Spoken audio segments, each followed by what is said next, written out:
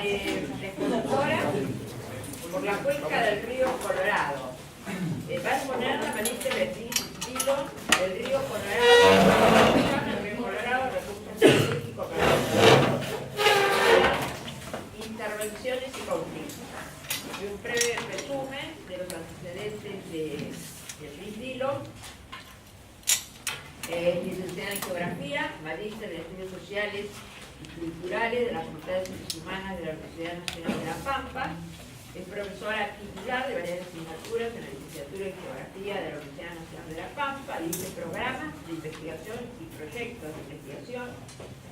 Registra publicaciones científicas en revistas de nivel nacional e internacional y autora de libros y capítulos de libros. Ha participado como expositora en eventos científicos a nivel nacional e internacional y es miembro de la Comisión Asesora de Historia, Geografía y Antropología Social y Cultural del CONICET. Es investigadora principal de la consultora de la Universidad Nacional de La Pampa. Bueno, como en los anteriores, muchas gracias por la invitación y la verdad que celebro de gran manera esto de encontrarnos en lo que es la ciencia interdisciplinaria, porque creo que es la única manera en que podemos muchas veces lograr resultados que confluyan en distintas miradas y que en definitiva tienden a esto de solucionar las problemáticas sociales, por más duras que sean las ciencias, a las cuales se dirigen las investigaciones. Como soy geógrafa, mi mirada es puramente desde los espacios geográficos y sobre todo desde sus territorialidades, es decir, de aquel grupo de relaciones que se establecen en las personas y que dan origen a determinados espacios geográficos con sus resultados. Por lo tanto, como dice la geografía, es necesario recurrir a estudios de retrospectiva que nos permitan acercarnos a los procesos sociales, con base tal vez en la historia, que dan origen a una situación actual, pero también pensar en una visión prospectiva sobre cómo, como cientistas sociales o cientistas en general, podemos dar solución a los problemas específicos de los territorios. Pásame otro. Simplemente para introducirnos un poquito en lo que es la cuenca del río Colorado, que se conoce como la cuenca del río Colorado, que tiene una superficie de 48.000 hectáreas, kilómetros cuadrados, si lo tomamos en su cuenca acotada, es decir, aquella que está o que atraviesa las provincias de Mendoza, Neuquén, La Pampa, Río Negro y Buenos Aires, donde desemboca en el delta del río Colorado, y una extensión de 350.000 hectáreas si lo tomamos como colector final de la cuenca del río Desaguadero, Salado, Yacyretá, Curacó, ya que el río Curacó es el colector final del río Colorado. Por lo tanto, puede ser tomada de ambas maneras y de hecho también se lo toma de ambas maneras. De una manera puede ser política, de una manera intencional o de una manera puramente física. El río Colorado nace de la intersección de dos ríos, que es el Río Grande, en la provincia de Mendoza, lo nombro porque después vamos a hablar de los temas de conflicto, y el río Barranca, que marca el límite entre las provincias de Mendoza y Neuquén. La intersección de esos dos ríos da origen al río Colorado, que en su mayor extensión las va a atravesar marcando el límite de las provincias de La Pampa y Río Negro. Es ese límite natural que hay escrito. Comprende 17 millones de hectáreas, después vamos a ver en esta cuestión también cómo influye, en una longitud de 1.036 kilómetros, son datos, y un módulo medio de 148 metros cúbicos por segundo. Esto que significa que no es un río de gran caudal, pero para la zona que atraviesa el río, que es una zona entre árida, semiárida y también de zonas tal vez más subhúmedas, es muy importante como recurso hídrico y también como recurso estratégico para las provincias que integran. En toda la cuenca tiene la cuenca menor, vamos a decir, 75.000 habitantes, en pequeñas poblaciones ribereñas, podemos nombrar algunas, Rincón de los Sauces, ustedes ya se van a ir dando cuenta de la problemática específica de este río, Rincón de los Sauces en Neuquén, Catriel en Río Negro y 25 de Mayo, que son dos ciudades encontradas y separadas por el río. Algunas pequeñas poblaciones como Gobernador Duval en La Pampa, luego la localidad de Ladera y Río Colorado, también localidades ribereñas enfrentadas, y ya la provincia de Buenos Aires, creo que ahí me pueden pasar otra porque hay una. Bueno, las ciudades de Pedro Luro, la Subi, y todas forman parte de la cuenca. En el río Colorado, en toda su cuenca, fíjense que hay una cuenca ampliada que incluso está incluido Malargüe, ¿no? Que también forma esta cuestión de cuenca de acuerdo a cómo uno lo toma como categoría analítica. Con Malargüe, sin Malargüe, es decir, con los dos afluentes o distintas, o si no, utilizando más un área de ribera del río. Pero porque el río prácticamente no tiene afluentes, luego de su conformación, solamente algunos pequeños arroyos de escurrimiento a lo largo de toda la cuenca, y bueno, después sí el río Curacó cuando corre, ¿no es cierto? Bueno, pásame otro. El río Colorado se destina en toda su cuenca y extensión a diversos usos. Usos agrícolas, donde lo más destacado obviamente son las explotaciones y las áreas bajo riego en la provincia de Buenos Aires y en la provincia de Río Negro, Río Colorado y algo en Catriel. En La Pampa, áreas bajo riego, pero y sobre todo la represa hidroeléctrica de Casa de Piedra, que aporta a todo el sistema de la producción de Colorado y a su vez al sistema interconectado nacional. Y luego, a partir de los años 2000, una nueva problemática que en realidad atraviesa todas las otras producciones, que es la producción petrolera.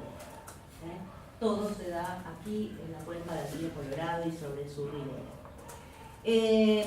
Si bien es una unidad física, ¿no?, lo más importante es lo que se denomina la unidad de intervención del Colorado, porque todo lo que es la administración del río se organiza a partir de la creación del COIRCO, el Comité Interjurisdiccional de Cuenca del Río Colorado, uno de los primeros de Argentina y uno de los que mejores ha dado resultados en su forma de funcionamiento, puesto que todas las provincias condóminas, digamos, toman decisiones en ese organismo que es el COIRCO y que realmente realiza una actividad muy importante en toda la cuenca. Es considerada como un ejemplo muchas veces a nivel mundial y a su vez un ejemplo, digamos, positivo de algo que muchas veces no se tiene en cuenta al interior de otras cuencas. Estamos hablando de La Pampa y yo quería decir esto, recién hablábamos con mi compañera y colega Claudia Anderson sobre el tema. La Pampa hoy es una provincia que sufre lo que el decano decía, ¿no? Tenemos problemas por exceso, 3,5 millones de hectáreas inundadas en el área núcleo de la producción agropecuaria, con todos los problemas que ya se sabe, las pérdidas que eso va a generar, problemas de inundaciones, y por otro lado, problemas y conflictos por el déficit, un juicio con la provincia de Mendoza por el tema del río Atuel, con la cual se reclama daño ambiental, descubrimiento y no reconocimiento de la interprovincialidad, y el río Colorado, que si bien, bueno, hasta ahora como comité de cuenca siempre lo ponemos de ejemplo porque funciona verdaderamente como algo muy productivo, pero que también está en conflicto ahí con nuestra provincia hermana con más antecedentes de la cuestión de la planificación hídrica, ¿no?, y hidráulica, que es la provincia de Mendoza. Vuelvo a decir que un poco retomar esta perspectiva geográfica del nivel de las territorialidades, y para eso yo me voy a referir más a una cuestión política de lo que es el desarrollo y de lo que se ha implementado en el río Colorado. Nosotros, es decir, una visión teórica mucho más estructural de cómo se implementó la política específicamente en La Pampa, y también una cuestión desde el punto de vista metodológico mucho más local, porque existen particularidades locales que hacen a cómo se organiza una cuenca, digamos, hídrica en su conjunto. Vuelvo a repetir, lo mío es son 30 o más años de investigaciones sobre el río Colorado en La Pampa que me han permitido ver la dinámica de cambio del territorio a partir de la aplicación de políticas y modelos de desarrollo específicos. Por eso vuelvo a la cuestión de los procesos, porque esto va cambiando los territorios permanentemente y volviendo lo que antes era importante, volviéndolos y colocándolos en una categoría de prácticamente inexistente, como ha ocurrido en esta zona. El río Colorado, si les pasa a otro, a lo largo de todo su proceso histórico, bueno, esta también pasará, ha transitado por un montón de cuestiones que fueron cambiando el territorio. Por un lado, como dice ahí, una etapa indígena, todo esto ha jugado, yo por eso vuelvo a decir la importancia que tiene que ver por ahí en la conformación de los hechos como ocurren actualmente, cómo se ha dado o cómo ha jugado este proceso histórico. Recuperar el proceso histórico nos permite no cometer errores, digamos, también hacia el futuro, sobre cuando estamos hablando de manejo de cuencas o de recursos hídricos. Hay una etapa indígena, podemos hablar de la intervención militar o lo que se conoce como la conquista del desierto, que es muy, muy importante el rol que juega aquí los ríos. La etapa de la mensura y cómo se reparte la tierra ribereña, con respecto, porque esto también juega una importancia después en su población, es decir, si la tierra se la ha tomado simplemente como una cuestión especulativa o pensando tal vez en una cuestión de desarrollo del país. Quiero decir que ha sido casi puramente especulativa, ¿no? El reparto de la tierra. Un hecho ocasional del río Colorado en 1914, lo que se conoce como la Cresca Grande, que prácticamente devastó todo lo que es la cuenca, es decir, la ruptura del dique natural de la laguna Carrilauquen, que es donde nace el río Grande, un dique natural que generó prácticamente, devastó todas las poblaciones de la cuenca, incluso la provincia de Buenos Aires, ¿no? Pensando ya en su parte final, lo que significó que todo el proceso de intervención primaria sobre la cuenca terminó con todo ese tipo de organización que había llevado mucho tiempo. Ya para esa época había intervenciones de áreas bajo riego en la cuenca del río Colorado. Quiero decir que hasta hace unos años atrás, la COIRCO encargó un nuevo estudio de vulnerabilidad sobre las áreas de ribera del río Colorado por una situación actual que está ocurriendo nuevamente sobre la misma laguna. La misma laguna conforma un dique natural de roca, que es conforma una laguna, ¿no? en las altas cumbres, que va cediendo por movimientos sísmicos permanentes y se rompe naturalmente y eso genera un problema.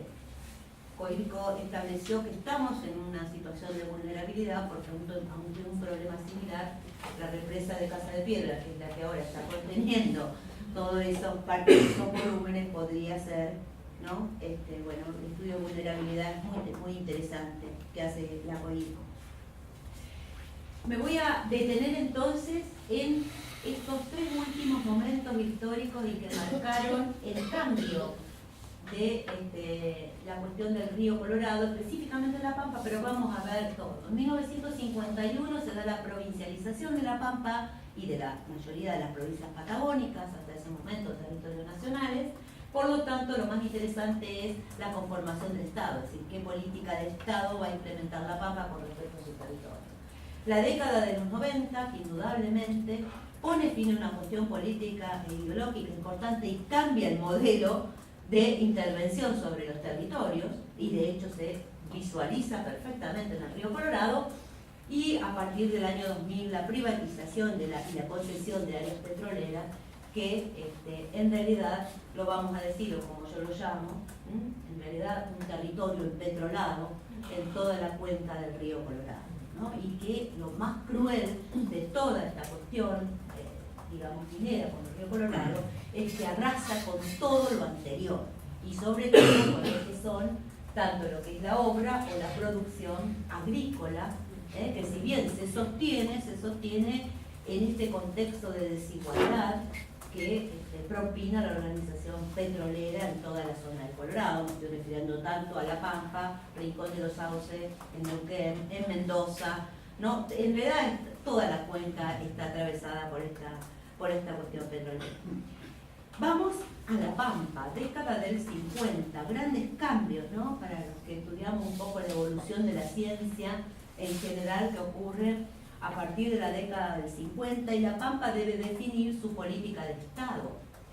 Y en un contexto de una provincia que la denominamos dual, es decir, un área, un 30% integrada al modelo del espacio macropampeano, como decimos, en su parte marginal también, porque está en el borde de esa situación, a la cual obviamente debe mantener, porque hasta hoy es la que alimenta el Producto Bruto Geográfico Pampeano, y un 70% del territorio en condiciones ahí, en un área de transfiguración entre el espacio cuyano y patagónico, ¿no? Pero la mayor parte de ese territorio. Obviamente también la política liberal del respaldo de la tierra, pensando en principios de siglo, había definido esa dualidad. Es decir, tierras productivas frente a tierras improductivas, ¿no? La pampa pampeana y la pampa del resto, que es el oeste, y eso significó, bueno, políticas diferentes que son de aplicación territorial.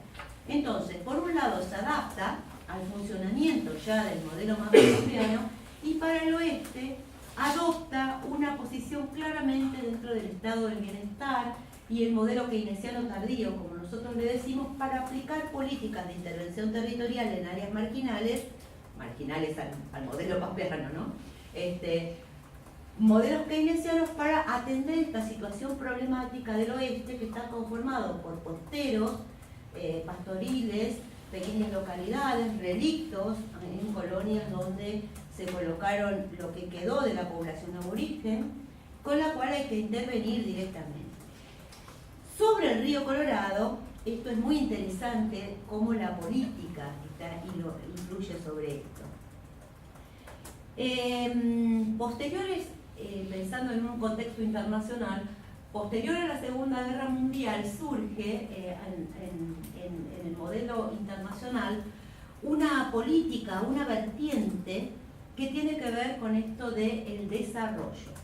Los polos de desarrollo, seguramente algunos habrán leído a Perrot en 1950 escribiendo este libro maravilloso, con el cual muchos territorios fueron pensados en función de ese modelo. Ese modelo propiciaba, no sé si podés pasarlo, a ver si está porque yo me olvido del PowerPoint, propiciaba, digamos, avanzar hacia una mayor racionalidad sustantiva, lo que se denominó el desarrollo para Perrot, mediante el ejercicio de una racionalidad formal, la planificación. Es decir, pensar la planificación o pensar el desarrollo en función de la planificación conducida por el Estado, modelo keynesiano, conducida por el Estado. Esto se aplica ideológicamente sobre un territorio en lo que después se llamó, o lo que nosotros conocemos, los que estudiamos el desarrollo, el modelo desde arriba. Es decir, la cuestión verticalista, política, económica, diseñada perfectamente en un gabinete sobre el desarrollo, y colocarlo con cual receta en un territorio en este momento prácticamente despoblado. En el caso de La Pampa no existe nada y hay que poner la planificación. El Estado diseña absolutamente todo lo que es la planificación, podríamos decir en ese momento, trabajando con las consultoras, 3 consultoras internacionales, que en realidad lo que hacen es aplicar la receta de la planificación que se utilizó para el río Mississippi, una experiencia absolutamente productiva y brillante, sobre un territorio, ¿no?, donde supuestamente la planificación tenía que funcionar, porque cómo no iba a funcionar, aunque obviamente no había población, y la población que había era pastoril. Por lo tanto, es muy difícil, cuando yo siempre digo, cuando ahora tenemos la otra visión de la planificación, cuando hablamos de agricultura en general, nos olvidamos de la segunda parte de la palabra, que es la cultura que existe en el agro y que es tan importante para después definir proyectos exitosos sobre una idea que tenemos.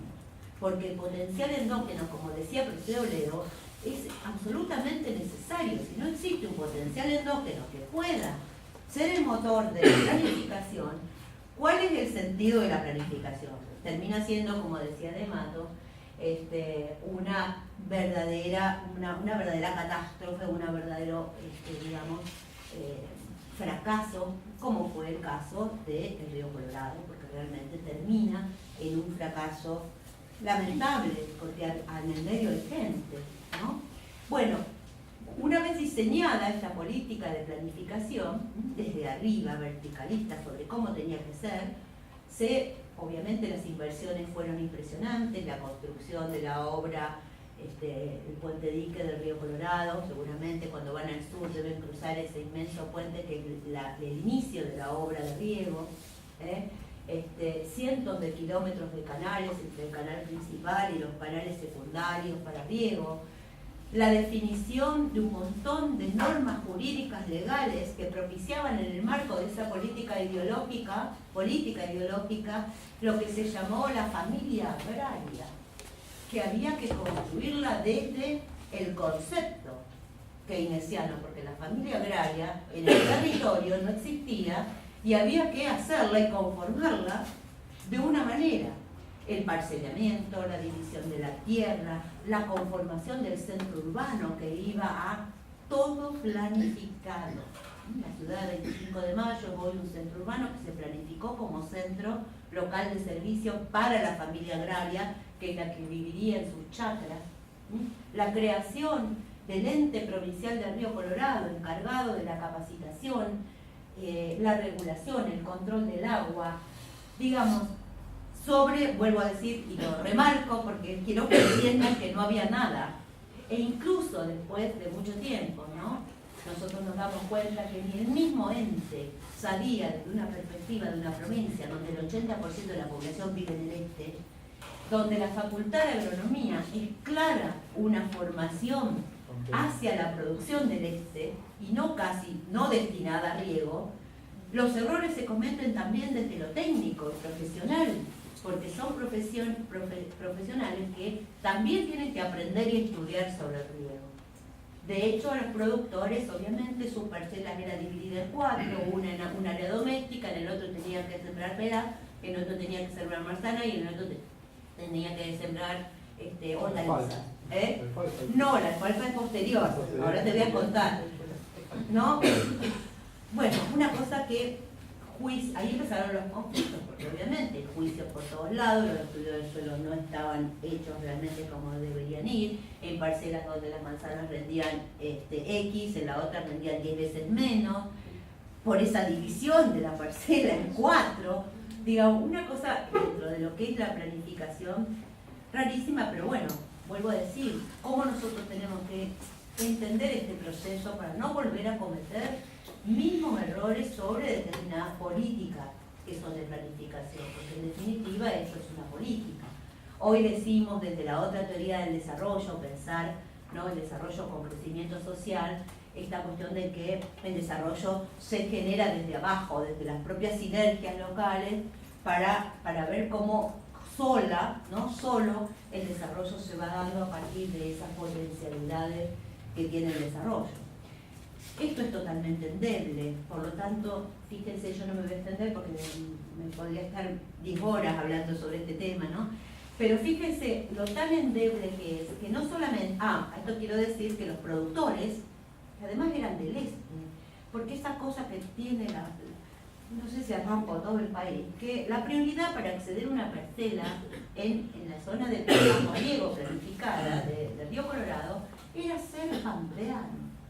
¿No? En este momento ser pampeano significa, ¿no?, que en realidad su formación es en la agricultura de secano, que tiene otro tipo de mentalidad, que nunca en su vida regó una planta ni de su casa, porque en la pampa no nos crecen ni las plantitas de la casa, y ponerlo otra vez, ¿no?, en una condición de desarrollo donde supuestamente nuestros técnicos, también con sus dificultades, y acá no estoy diciendo que no haya buena predisposición, porque creo que deben haber puesto toda la buena predisposición. El tema es que el territorio nos dice otra cosa, que el suelo no era como los estudios decían, que el río no se comportaba de la manera que pensaban que se comportaba, que el agua no tenía la calidad y que el mercado tampoco era tal vez el adecuado para eso, ¿no? Una área que iba a competir con lo que es en el momento era el Alto Valle, es decir, el área más fuerte en la producción, con unas manzanitas que además plantamos manzanas que no eran las que demandaba el mercado. O sea, bueno, si ustedes quieren catástrofe, nosotros podemos contar la catástrofe. ¿En qué punto exactamente? ¿En 25 de mayo? Claro, en la zona de 25 de mayo. Ahí sí se aplicó todo el área. Todo esto que estamos hablando es específicamente... Sí, no sé, yo tendría que tener el mapa, pero después cualquier cosa volvemos. Perdón, ¿en qué época fue esto? ¿En qué época fue? Después del 50, cuando la provincia, digamos, se provincializa, ahí inmediatamente crea el comité, primero es un comité de uso del río Colorado, aprueba el programa interprovincial del río Colorado, es decir, define cuáles son las áreas, las 85.000 áreas factibles de riego, y lo que hace es una expropiación de los 15 kilómetros de ribera del río, o sujetos de expropiación, que la ley dice que pertenecen a la provincia, al Estado provincial, ¿no? Bueno, y a partir de ahí empieza todo esto. Digo, obviamente, pensemos de nuevo en el contexto político y voy avanzando de la década de los 90. Qué endeble fue la planificación que directamente una sola política mundial aplicada localmente a un territorio terminó con todas las buenas intenciones desde el discurso, porque la familia agraria de repente desapareció. Se cambió la Constitución en el año 95 para permitir lo que el consenso de Washington nos decía que debíamos hacer con nuestros territorios. Es decir, ¿qué familia agraria? No existe más. ¿Qué modelo chacra? ¿Qué es eso? ¿No? El desarrollo pasaba ahora por la gran empresa agroindustrial, que es la que realmente genera inversión sobre los territorios, ¿no? Cambio de la Constitución provincial. Nuestra Constitución es muy del estado del bienestar y era necesario cambiar la Constitución y las leyes, obviamente, todas las famosas leyes de la familia agraria terminaron siendo ahora la gran empresa como la solución del problema. Mientras tanto, hablábamos de unos 500 productores chacreros que fueron a vivir a la zona, sumidos en deuda, porque obviamente, ¿cómo empezaron la producción? Con créditos que otorgaba el mismo Banco Provincial. Créditos que al no poder capitalizarse nunca, porque nunca pudieron competir, nunca pudieron pagar. Hasta el año 2013, que realmente el banco hizo una condonación de deuda a cambio de ¿qué? De devolver la parcela. O sea, no tuvieron nada. Nada. Sí, mi postura es medio, pero esto va a abrir la cabeza de cómo está cuando nosotros hacemos o planificamos, en realidad lo estamos haciendo sobre personas, que en realidad son las que sufren esta situación, ¿no? Hoy son viejitos de 80, 90 años, que lo único que se quedaron obviamente sin la parcela, a cambio de condonar la deuda, que era lo que más realmente les molestaba, y una casa, una vivienda planificada en el pueblo, o como decían ellos, cerca del hospital. Ese es el resultado del modelo de planificación tan fructífero en otros lugares, quiero decir, pero donde ese componente es necesario tener en cuenta. La década del 90 cambia inmediatamente el territorio. Inmediatamente, porque esto que ya estaba casi devastado desaparece. La provincia de La Pampa se hace cargo nuevamente de esas parcelas con las cuales les condona la deuda a los productores y comienza lo que se llama la privatización. Grandes empresas agroindustriales ocupando la zona que antes pertenecía a la familia agraria. Grandes empresas que se van a dedicar, sí, ahora sí, a la producción de alfalfa. Vimos ahí unas fotos sobre el sistema de riego, que son especiales. La cuenca del río Colorado se utiliza en su mayor parte, sobre todo en áreas nuevas, riego presurizado y riego por goteo. Solo en algunas zonas de Buenos Aires más tradicionales sigue el riego por inundación, pero todo lo que es nuevas áreas tiene esos sistemas de riego nuevos. Por un lado, entonces, una política internacional adoptada nacionalmente, como interviene sobre un territorio, eso quiere decir que el territorio pues debe, nunca propinó esta situación.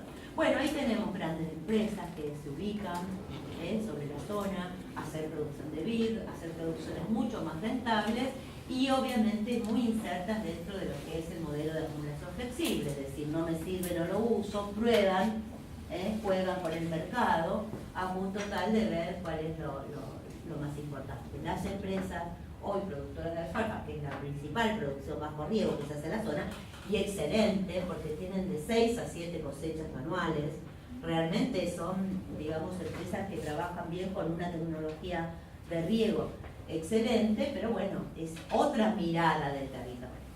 Bueno, todo muy lindo hasta acá.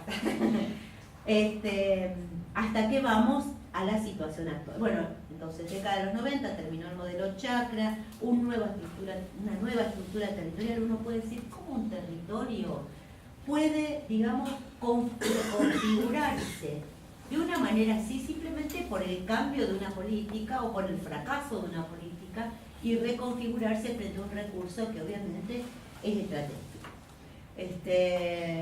Ya me perdí.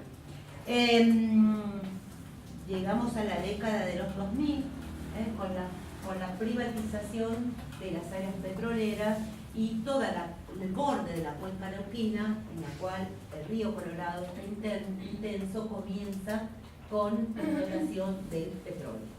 A un nivel, quiero decir, vertiginoso, porque obviamente entramos todas estas, nosotros somos áreas petroleras dentro del área de la privatización, o sea, no somos ipefetianas, ¿no? Las anteriores, digamos, los territorios de epifetia de IPF, digamos, son muy distintos porque incorporaban una cuestión social dentro de los territorios. La privatización, todo aquello que surge a partir de los 2000 o fines de la década del 2000, es todo empresa privada. Entonces, nosotros hoy tenemos esos famosos chacareros, chacras, áreas de producción bajo riego, o áreas pastoriles también, a lugares que tienen 200, 300 pozos adentro, ¿no? O sea, que fue tan invasivo de la cuestión de la otra organización, que es mucho más persistente, que es la agrícola, obviamente, porque esto también se sabe que puede durar lo que dura, además estamos en el borde, o sea que ya casi todos los pozos hacen extracción secundaria, o sea, es muy complejo. El tema es que cómo está, digamos, destruyendo en parte toda esta cuestión de la agricultura, porque es imposible competir en un territorio petrolero, quiero decirles, con la agricultura, porque hasta las grandes empresas hoy están viendo, digamos, que su producción, sobre todo tiene que ver no por el volumen de la producción, sino que tienen que comprar cada vez mayor tecnología para evitar el empleo, porque nadie quiere trabajar en las tareas rurales.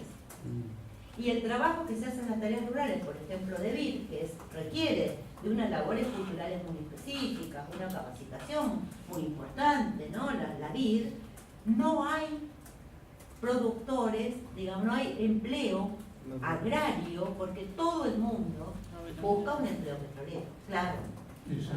El salario es 10 veces mayor, y lo que es el pueblo vive a ritmo petrolero. El precio de algo en lo cotidiano es petrolero, no es agrícola o agrario.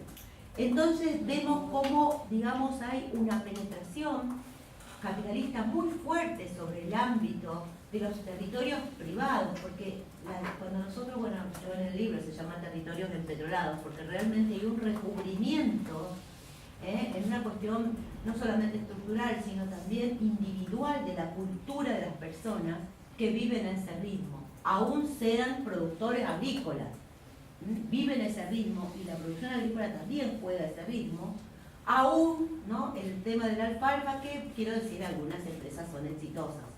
¿Pero por qué son exitosas? Porque las empresas se han adaptado rápidamente al modelo.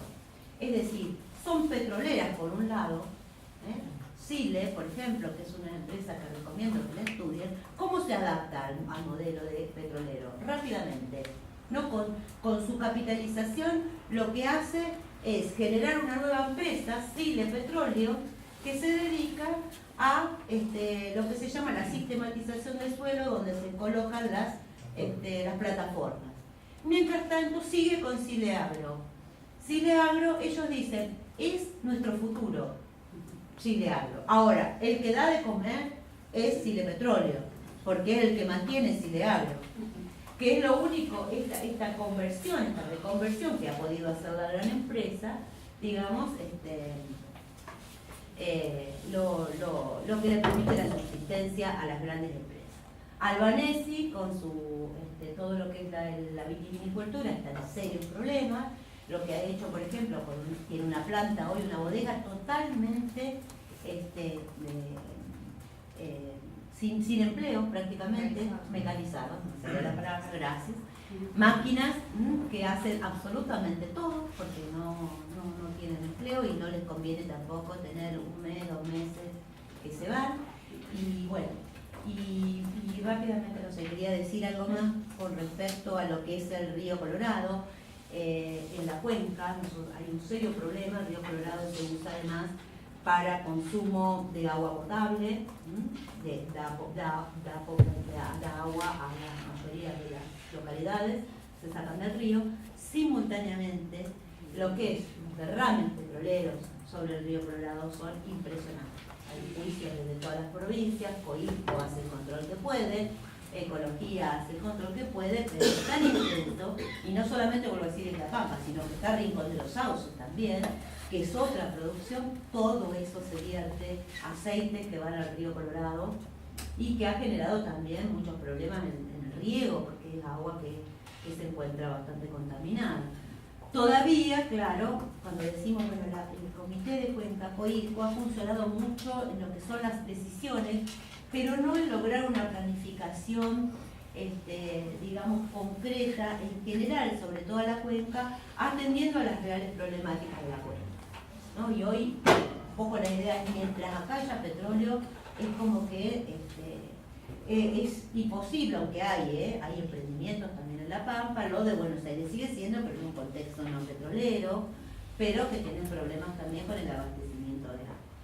Y el nuevo conflicto definitivo es obviamente la construcción de la represa de Portezuelo del Viento en el Río Grande, en Mendoza, el principal afluente del Colorado, que es hoy lo que tiene en discusión Coisco, es decir, sobre todo qué hacemos si el principal afluente del Río Colorado.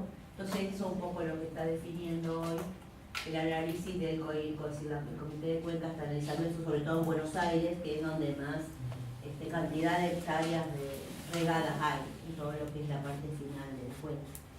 Bueno, más o menos un poco caótico, pero quiero contar.